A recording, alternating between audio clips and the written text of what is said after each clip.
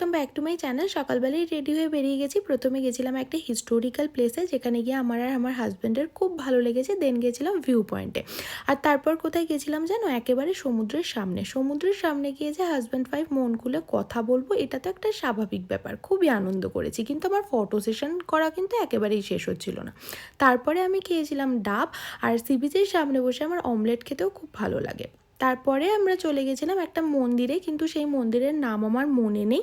আর ভাইজ্যাগের রাস্তাগুলো কিন্তু বেশ সুন্দর। দেন আমি যেই প্লেসে গেছিলাম সেখানে শিব পার্বতীর মূর্তি দেখে আমি অবাক হয়ে গেছি। দেন গেছিলাম সিলভার স্টোরে।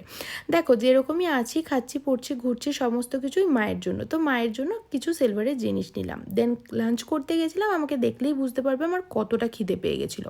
তারপরে গেছিলাম গোল্ড স্টোরে। আমার হাজব্যান্ড বললো, সবই যখন কেনা হলো, তোমার জন্য নয় কেন? তুমি এত গোল্ড লাভার, তো নিউ ইয়ার আসছে, কিছু নিজের জন্য নিয়েই নাও। তারপরে কি করলাম সেটা নেক্সট ব্লগে শেয়ার